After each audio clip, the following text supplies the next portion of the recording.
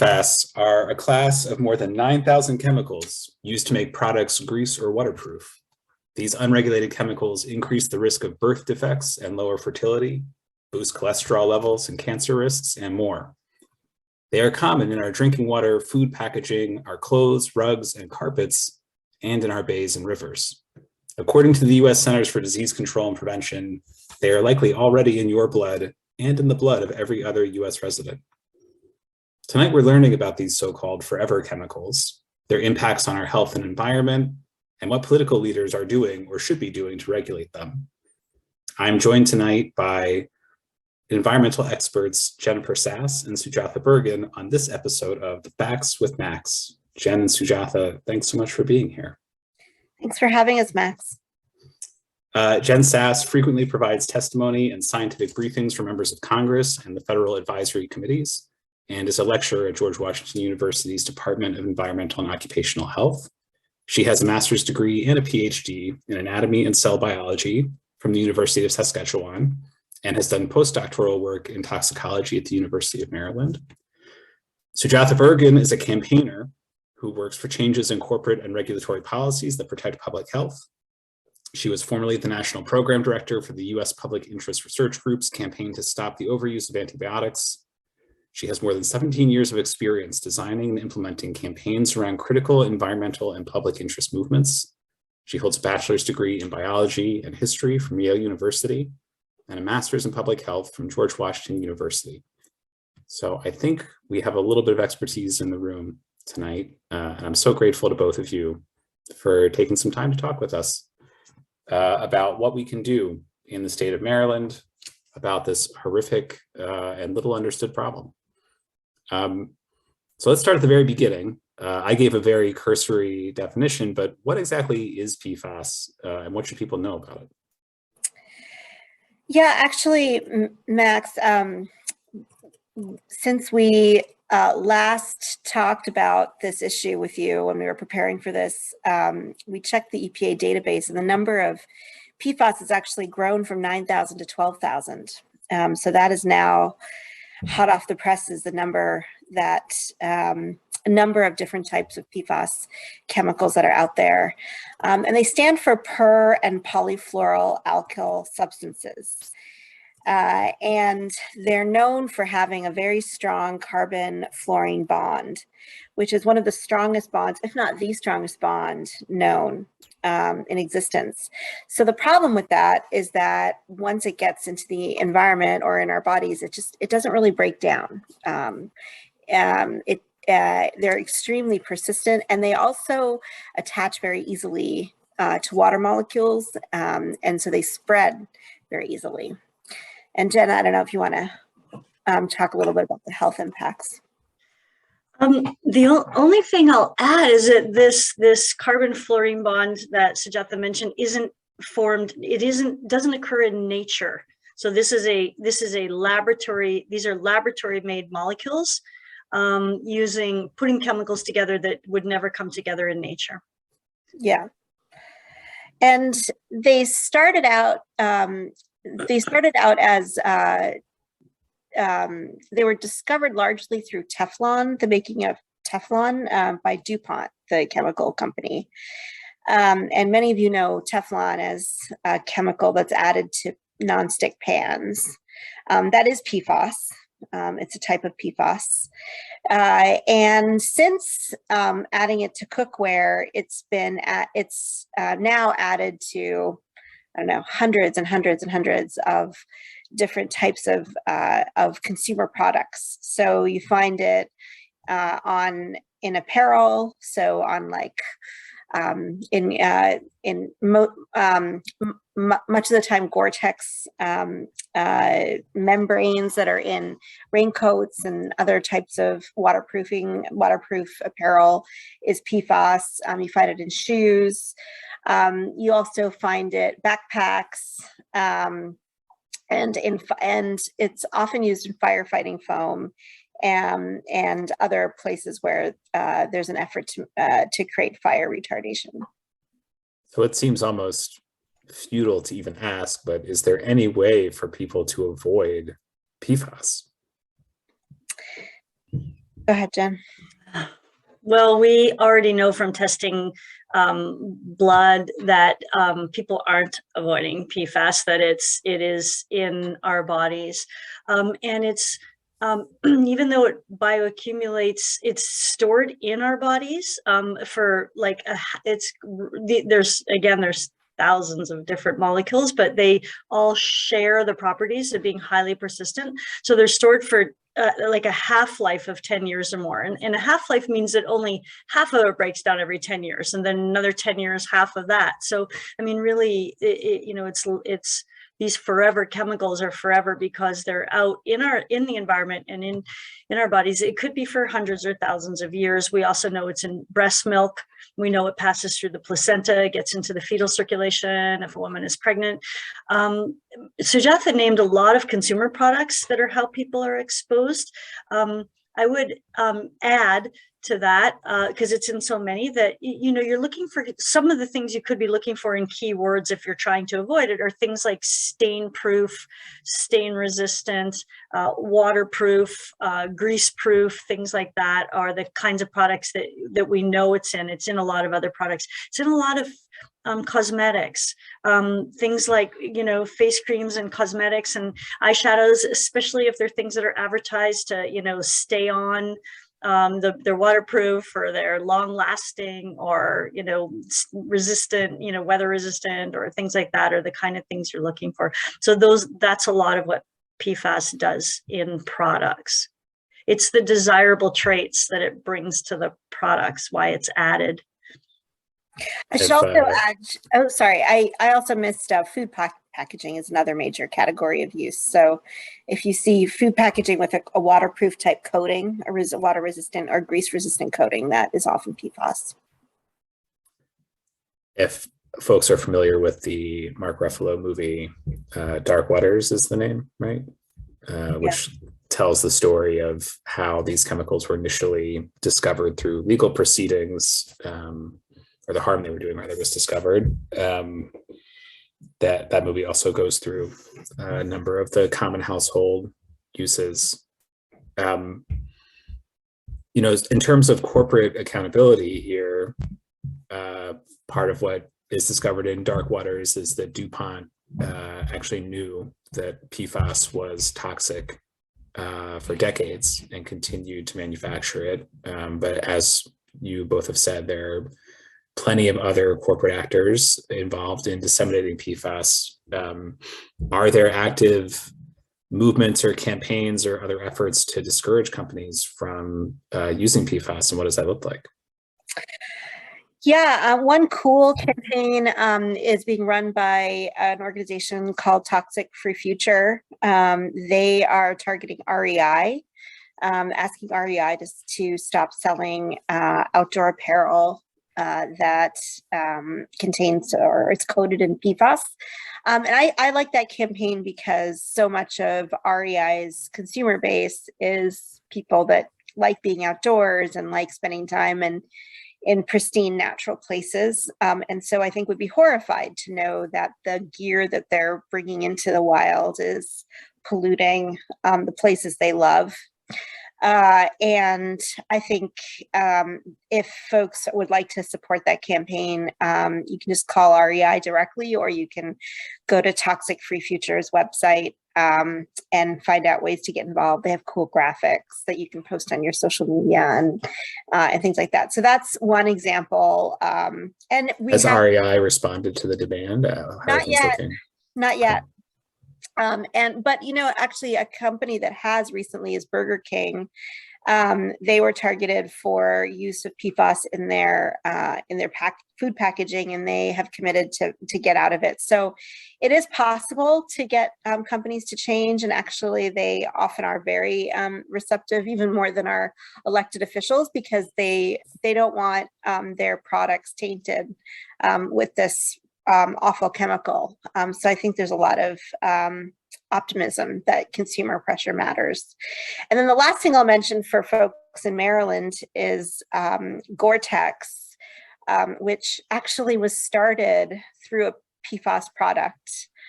Their membrane is what they're company was founded around, and it's now kind of integral to our vision of outdoor gear. And lots of companies feel like they have to advertise Goretex in their products in order to sell them.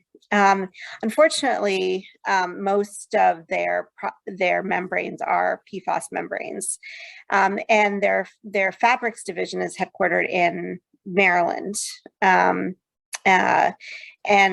so they do have a Maryland connection.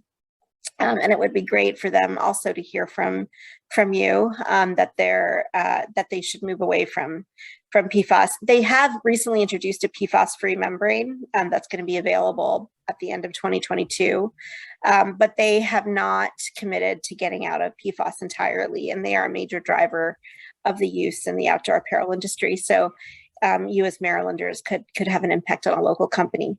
Do you know if there's an organized campaign targeting the Gore facility in Maryland?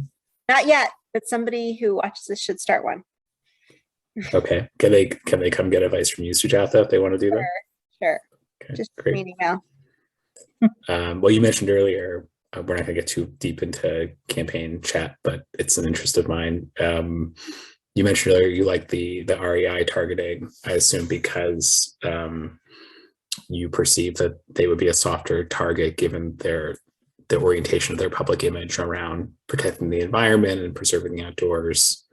I don't know that Goretex has the exact same liability, but I don't know if you've looked into it all or have any thoughts about what would be a smart way to pressure a company like that. I actually don't know where the facility is in Maryland either. I don't know if you know. Elkton. Elkton. T-O-N. Yeah. No, I think they are a little bit of a harder target, which is, I think, the reason why there's not, they haven't been the first targets for campaigns. I do think, though, that of all the types of fabrics, they do have a public image. I think amongst a certain set. So I would imagine that, like, targeting kind of outdoor enthusiasts and blogs that target outdoor enthusiast audiences might be a way. So I think you have to kind of a general public an outreach effort probably wouldn't be as effective as really targeting specific audiences that know Goretex. And the problem is that Goretex, people don't know it's PFAS. So I think it's important to raise the profile of what this stuff is, because it's marketed as this like magical material that'll keep you, dry and stain free and breathable with absolutely no consequences. And we know that there are consequences for using this stuff. And I think the more that Goretex is associated with those consequences, the more powerful a campaign will be. Sujatha, Maryland is really famous for fly fishing. We have some of the best fly fishing creeks in the country, and along the Northeast. And when you're in a fly fishing creek, it's very small volume, right? Low volume. So if you've got clothing that's got a lot of PFAS on it, it's contaminating what's actually like a micro world for the fish that you're catching. Yeah, and it's actually building up in wildlife. So they found PFAS in dolphins. And so it does harm wildlife in addition to people. Yeah. Is that a primary vector for human contamination as well, to contaminate water supply and then environmental buildup? Drinking water is a major exposure. Dust in your home. So like when let's say you bring in a PFAS covered jacket and you're wearing it around, PFAS can flake off and attach to dust particles. And then you can breathe it in. And then kids that are crawling on the floor on carpets can ingest it as well. And then also food packaging is another. Yeah, the food, as Sujatha did earlier, the food packaging, especially where it's like grease proof or something like that. Yeah. And then are these products required to be labeled if they have PFAS in them? No. That would be great. Can you work? Yeah. Well, that'll be our next question. Some of the regulatory options. I mean, I do want to touch on, before we even get into Maryland, like, are there prospects at the national level for any kind of serious regulation. It seems like awareness of the problem has been growing in recent years somewhat. Have you heard anything about potentially the federal government stepping in? Go ahead, Jen. Yeah, it would be really nice. Unfortunately, and there are some bills moving, but I mean, unfortunately, there's an argument happening at the federal agencies around the definition of what a PFAS compound is, and with there's a lot of it is being promoted by industry with the goal of really reducing the world of PFAS contaminants down to a few hundred from over 10,000 by changing the definition, and so that's sort of an important fight that's happening at the federal level right now to ensure that the definition is broad enough to really capture the problem. Because the reason why that's important is because scientists and public health advocates are trying to get regulations around the class of chemicals as a whole, rather than doing it one at a time, because we have 10,000 chemicals, and formaldehyde hasn't been updated since 1990, the risk assessment, till today. The draft assessment came out today, which is why I'm thinking about formaldehyde, but it hasn't, I mean, the last one was in 1990. So, I mean, that's too slow to go chemical by chemical.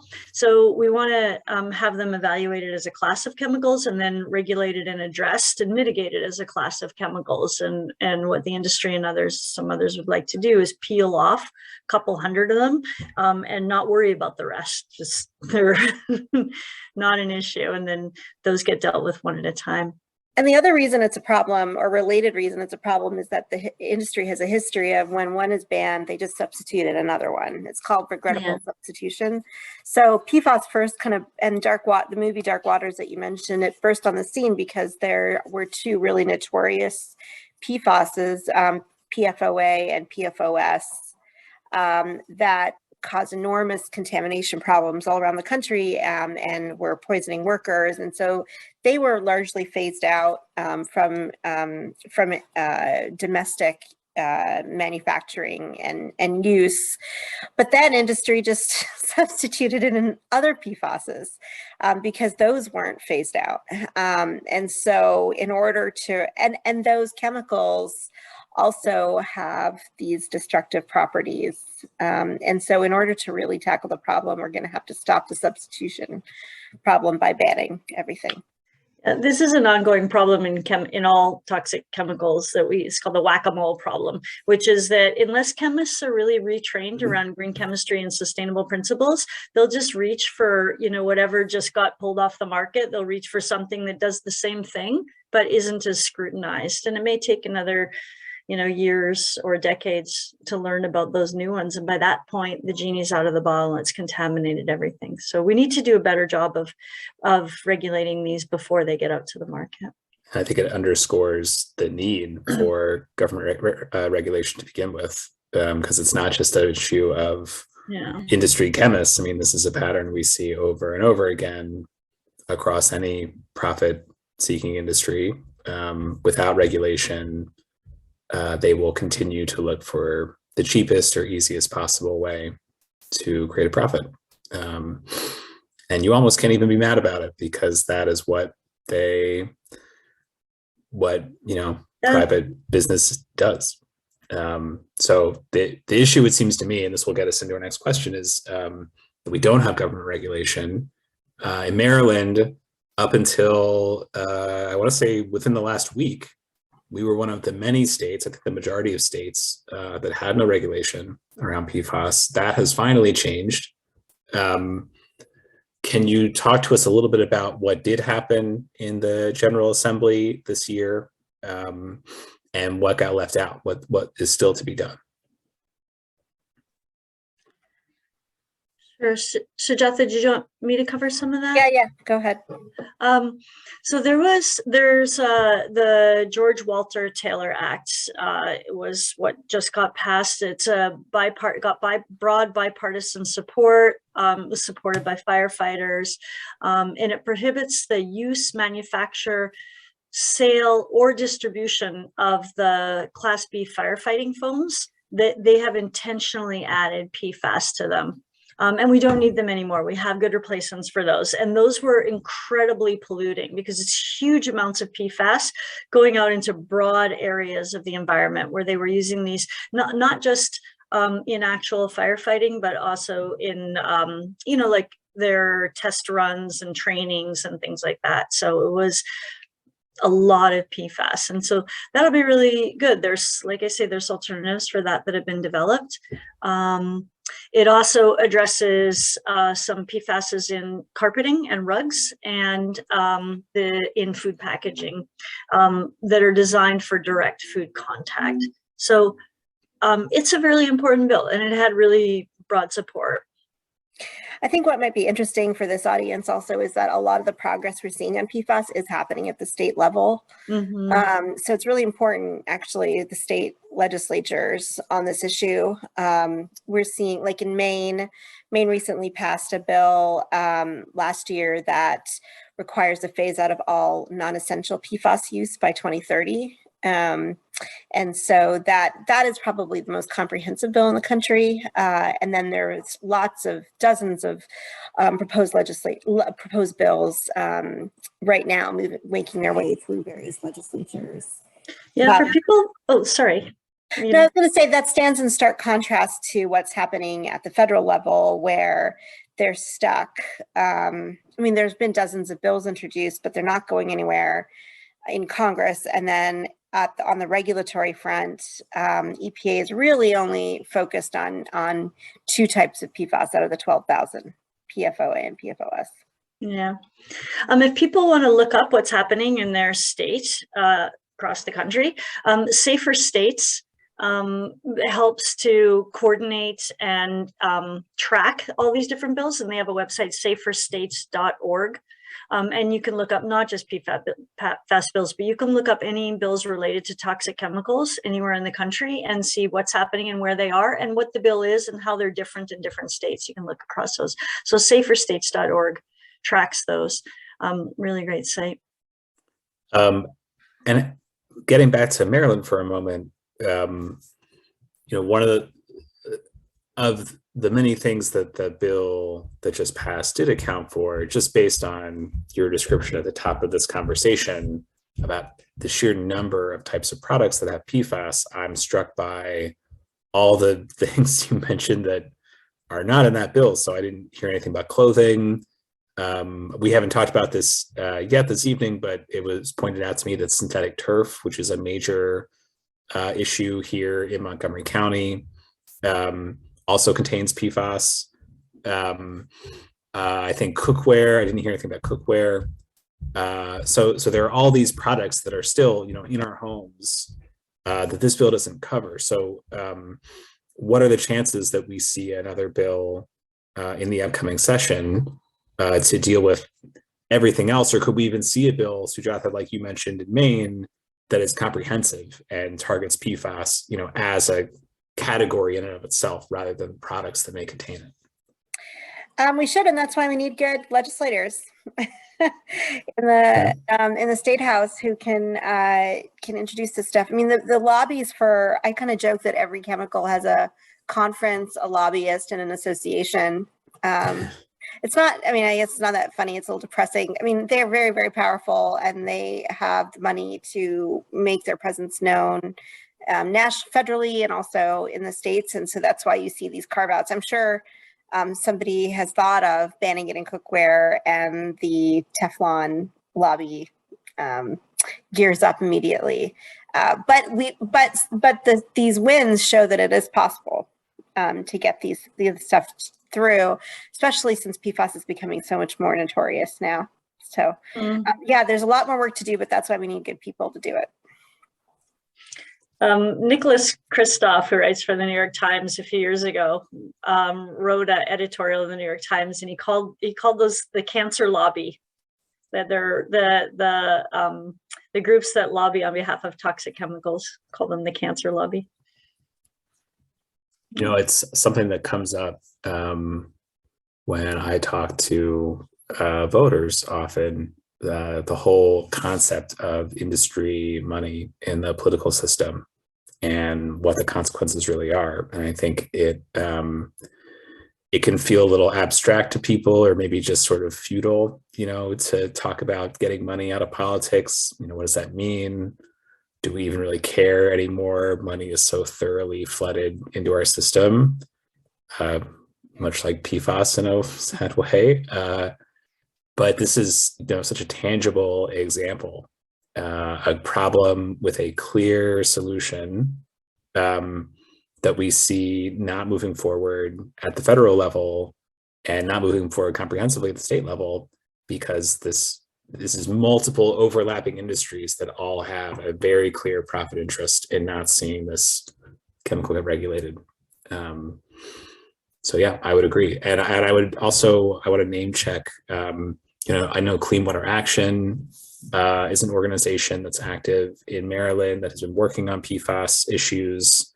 There are other environmental organizations. Maryland PIRG, I think, Environment Maryland. There you go. And the other environmental groups that are here, Chesapeake Climate Action, Sierra Club. I know a number of these organizations are starting to take a much more active interest in PFAS regulation and working together with lawmakers in Maryland to try to move forward. But we have a long way to go. There's no getting around that. The Maryland pesticide network is also doing something on it has a bill to try and address PFASs in pesticides. Yeah. Well, that was going to be our last question. I think we've already covered it somewhat, but we always want to talk about what kinds of actions can folks take who might be watching this, who are as disturbed as I am to learn more about PFAS. What can people do? And one thing I always tell people is join an organization. Don't try to do it by yourself. There are people out there who already know the issue and they already have a plan. And the thing that's missing from their plan is more people to get involved and help make it happen. So these organizations we've talked about this evening, look up your local chapter. They make it easy to join and get involved, and tell them, I want to fight PFAS, put me to work. But what else can folks do if they want to get involved in this? Yeah, I mean, the most immediate thing I think that people want to know is, how can I avoid buying things with PFAS in them? And so what I do, I don't buy nonstick cookware. I don't buy clothing that's advertised as water resistant or waterproof, unless it says it's PFAS free. Don't get furniture that has the extra treating for stain proof or stain resistant. Don't buy the sprays that you can spray on things to make them waterproof.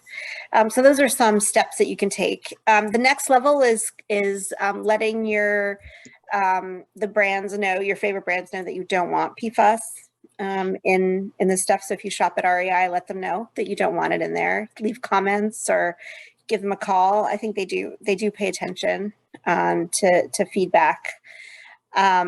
And then finally, letting your state reps know that you'd like them to champion PFAS bills in the state legislatures or in Congress. That's also matters. Now, one thing to keep in mind is that it's because they're forever chemicals, it's not just what we're exposed to when we use the products, but thinking about the product life cycle. And a lot of because the PFAS compounds last forever, they end up in waste streams. So they end up in water, which ends up being rivers, streams, lakes, source water for drinking water. But they also end up in dump sites. They end up in military dump sites and other waste dump sites. They end up in incineration units. They're not incinerated. They only would incinerate at very, very, very high temperatures, so they're not incinerated normally. And also, of course, in industrial facilities that manufacture, use PFAS in their products. And a lot of those are located in poor communities, communities of color, communities that would be characterized as environmental justice communities. So we're only going to help those communities if we get it out of all the uses. So we have to do the cleanup, we have to deal with the waste stream, but we also have to turn off the tap and not use it in the first place. Because once out there, it's going to be out there for thousands of years. It's also a threat to workers too. Kind of in addition to what Jen said about communities, like in the factories, lots of factories in Asia that are making some of this stuff, they're having to handle PFAS and getting exposed to it and at high concentrations. It's ending up in water systems in China, Bangladesh, Vietnam, these places that are producing a lot of these chemical products. And then there's a recent study that found that even people who work in retail shops around a lot of PFAS are getting exposed to it. So, workers in around a lot of outdoor clothing coated in PFAS have higher levels of PFAS exposure. So it is a justice issue as well as a consumer issue. And maybe potentially a union bargaining issue. Yeah. Yeah. We have Wow. 25 more minutes for REI to phone you up, Sujatha, and announce on this interview that they're getting it out. Jennifer Sass, Sujatha Bergen, thank you so much for educating us this evening. People often tell me when I knock on their door and bother them about upcoming elections that they don't follow state politics. And I think we've heard tonight one of the reasons why it's so important that we do make the time to educate ourselves and get involved. They don't make it easy, and that's by design, but we can learn and we can take action.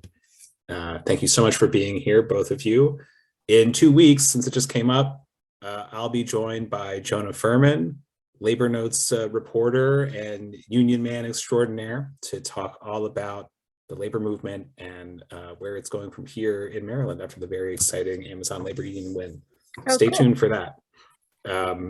And that is all for us this evening. Thanks, everybody. Thank you. Thanks for joining. Bye, Max. Thanks, Sujatha. Thanks, Max. This was really great, guys.